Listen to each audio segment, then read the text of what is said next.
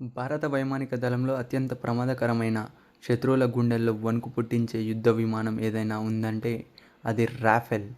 అసలు ఫ్రాన్స్ దేశానికి చెందిన ఈ రాఫెల్ విమానంలో అంత స్పెషాలిటీ ఏముంది?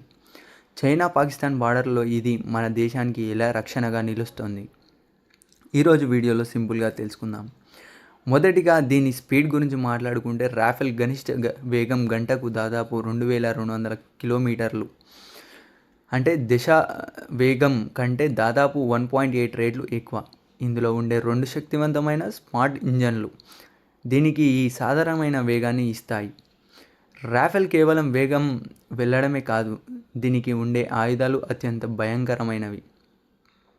ఇది గాల్లో ప్రయాణిస్తూనే కంటికి కనిపించని 150 కిలోమీటర్ల దూరంలో ఉన్న శత్రువు విమానాన్ని కూడా అక్యురేట్గా కూల్చేయగలదు. ఇది నేల మీద ఉండే శత్రువుల బంకలను లేదా క్యాంపులను 300 మీటర్ల దూరం నుంచే ధ్వంసం చేస్తుంది.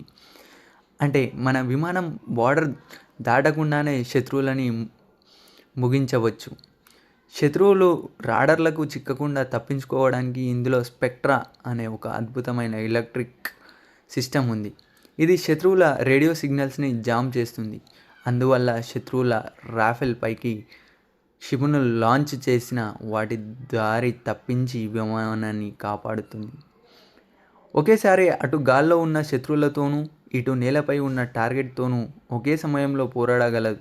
కాబట్టి దీన్ని ఒమినిరోల్ ఫైటర్ జెట్ అంటారు. అందుకే మన ఇండియన్ ఎయిర్ ఫోర్స్లో ఇది ఒక రియల్ గేమ్ చేంజర్. మీకు ఈ సమాచారం నచ్చినైతే వెంటనే వీడియోని లైక్ చేయండి. మరిన్ని మిలిటరీ అప్డేట్ కోసం మన ఛానల్ని సబ్స్క్రైబ్ చేయండి. జై హింద్, జై భారత్.